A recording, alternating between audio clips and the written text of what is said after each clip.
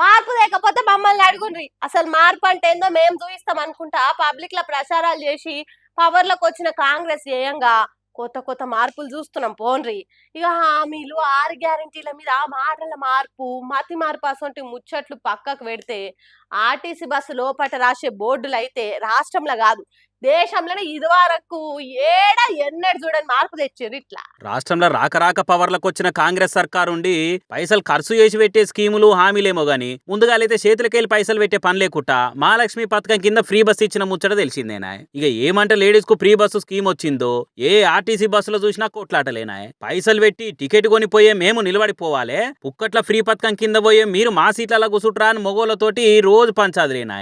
ఒకరిని చూసి ఒకళ్ళు మొగోళ్ళంతా మొత్తుకునే వరకల్లా ఏంది హామీలు గవర్నమెంట్ కడతలేదా మా టికెట్ పైసలు అని అనుకుంటా మహాలక్ష్ములంతా మంట మీద ఫైటింగ్ కు దిగేది. వామ్మో కొట్టుకునే దాకా పోతుంది ముచ్చట అని పాపం కండక్టర్లు ఓ దిక్కు టికెట్లు కొట్టుకుంటేనే చిల్లర్ లెక్క పెట్టి ఇచ్చుకుంటేనే ఇంకో దిక్కు ఇలా నాప పట్టుకుంటా ఊకరి అని సంధాయించేదందుకే సరిపోయింది. ఫ్రీ బస్సు స్కీమ్ తెచ్చి 2 ఏళ్ళైనా ఇంకా ఇటువంటి కొట్లాటలు కానొస్తూనే ఉన్నాయి. మరి చూసి ఒక్కొక్కరికి చెప్పి ఓపిక చచ్చిపోయిందో లేకుంటే రాసి పెడితే రపరపు ఉండదు అనుకున్నారో గాని పురుషులను గౌరవించడం మన సాంప్రదాయం. వారికి కేటాయించిన సీట్లలో వారినే కూర్చొనిద్దామని బోర్డు రాసి పెట్టిరు. ఇట్లా సూర్యాపేట రూట్ లో పోతున్న ఆర్టీసీ బస్సులో ఇట్లా కానొచ్చింది అనుకుంటా సోషల్ మీడియాలో వైరల్ కాబట్టినే ఫోటోలు.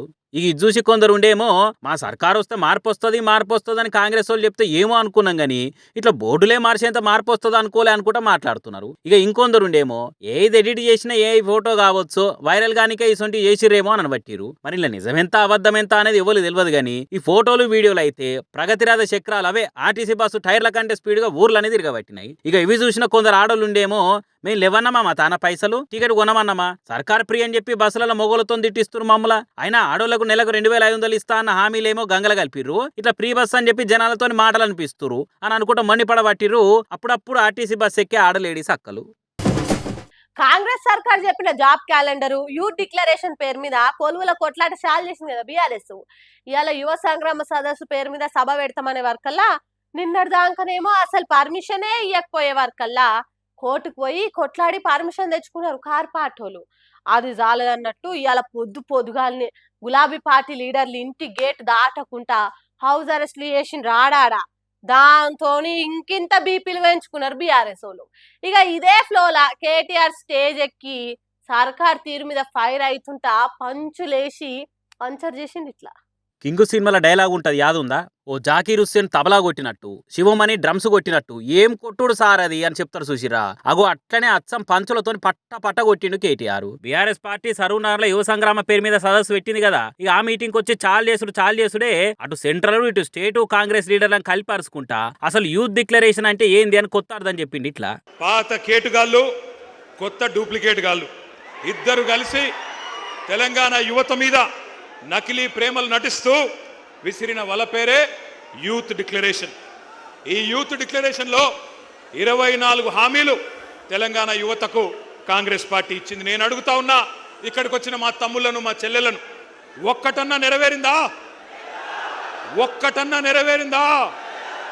ఇక అటెంక అలిశెట్టి ప్రభాకర్ కవితలతోని కాంగ్రెస్ సర్కార్ నడుచుకుంటా ఆయన అన్నాడు, అలిశెట్టి ప్రభాకర్ గారు, ఒక నక్క ప్రమాణ స్వీకారం చేసిందట ఇంకెవ్వరిని మోసగించనని. ఒక పులి పశ్చాత్తాపం ప్రకటించిందట తోటి జంతువులను నేను ఇంకా చంపనని. ఇవాళ వీళ్ళ మాటలు వింటుంటే 60 ఏళ్లు నెత్తురు రుచి మరిగిన కాంగ్రెస్ ఏ రకంగా మోసం చేసిందో ఒక్కసారి గుర్తు చేసుకోమని చెప్పి నేను కోరుతా ఉన్నా. అంటే 70,000 కొలువులు అనుకుంటా కాంగ్రెస్ సర్కార్ డైలాగులు దంచి కొడుతుంది అనుకుంటా కోపానికి వచ్చి ఇట్లా సవాల్ చేసిండు. ఇంకా ఈ సరూర్ నగర్ వేదికగా ఇన్ని వేల మంది మా తమ్ముళ్ళు చెల్లెల సాక్షిగా సవాల్ చేస్తా ఉన్నారు రేవంత్ రెడ్డి. 70,000 ఉద్యోగాలు నువ్వు ఇచ్చినట్టు నోటిఫికేషన్లతో సహా నీ ప్రభుత్వమే ఇచ్చినట్టు రుజువు చేస్తే శాశ్వతంగా రాజకీయ సన్యాసం చేసి నేను పోతా, రాజకీయమే వదిలేస్తా. మీ రాహుల్ గాంధీకి అవసరమైతే జై కొడతా, నువ్వు రుజువు చేయి. చలో నిరూపిస్తే నీ రాహుల్ గాంధీ కూడా జై కొడతా అని ఛాలెంజ్ చేసుడుతోనే ఆగకుండా పవర్లో వచ్చిన ఫస్ట్ ఏడాదిలోనే 2 లక్షల కొలువులు అని చెప్పిన కాంగ్రెస్ సర్కార్ కామెంట్ల మీద పంచులు ప్రాసలతో నడుచుకున్నాడు. ఇట్లా ఒక్క ఏడాదిలోనే 2 లక్షల ఉద్యోగాలు, డిసెంబర్ 2024 కల్లా 2 లక్షల కొలువులు ఇస్తామని చెప్పారు. ఇవాళ జాబులు లేవు, జవాబులు లేవు, ఉద్యోగాలు లేవు, ఉలుకు లేదు, పలుకు లేదు. తెలుగు క్యాలెండర్ మారింది, ఇంగ్లీష్ క్యాలెండర్ మారింది, జాబ్ క్యాలెండర్ మాత్రం పత్తా లేదు. ఇంకా ఘోరం ఏంటంటే అసెంబ్లీ సాక్షిగా, పవిత్రమైన సభ అసెంబ్లీ అంటే, అసెంబ్లీ సాక్షిగా శాసనసభలో ఇచ్చిన జాబ్ క్యాలెండర్ కూడా ఒక చిత్తు కాగితం కింద కూడా పనిచేయడానికి ఇలా అర్హత లేదు ఆ కాగితానికి. జాబులు నింపట్లేదు, రాహుల్ గాంధీ జేబులు మాత్రం జోరుగా నింపుతున్నారు. అన్నదమ్ముల అల్మారాలు నింపుతున్నాడు రేవంత్ రెడ్డి, బినామీల బీరువాలు నింపుతున్నాడు. జాబ్ క్యాలెండర్కు మాత్రం నై, స్కామ్ క్యాలెండర్కు మాత్రం సై. ఇది కనబడుతున్న పరిస్థితి.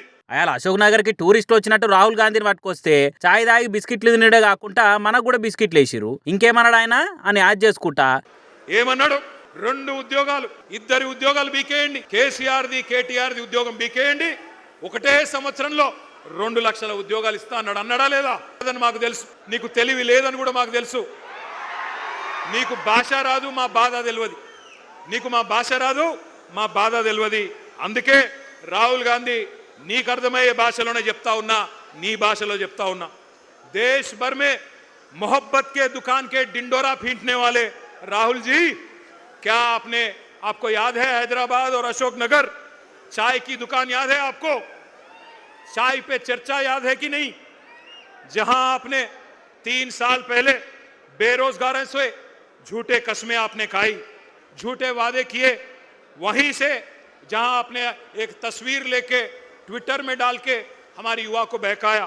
రాహుల్ గాంధీకి అర్థం కావాలని హిందీలో కూడా ఇచ్చి పడేసింది. ఇట్లా ఇక ఒక్కో పాయింట్ తోని పంచులేసి అరుచుకున్నాక కొలువులు అడిగితే ఎండ్రిని తాగి సాగమంటావా రేవంత్ రెడ్డి? దమ్ముంటే నువ్వు గీ పని చేయని ఛాలెంజ్ చేసిండు. ఉద్యోగాలు అడిగితే ఎండ్రిని తాగి చావమంటావా? దమ్ముంటే రేవంత్ రెడ్డి సెక్యూరిటీ లేకుండా రేపు విఎం గ్రౌండ్కు రా పొద్దున. ఎవడు బతకాలో ఎవడు సావాలో ఎవడేందో మా పోలీస్ అభ్యర్థులే తెలుస్తారు. మరి రేపు కాంగ్రెస్కి వెళ్ళి కేటీఆర్ చేసిన ఇన్ని సవాళ్ళకి ఏం సమాధానాలు వస్తాయి, ఇచ్చి పడేసిన ఇన్ని కౌంటర్లకు ఏం కామెంట్లు వస్తాయనేది చూడాలి ఇక.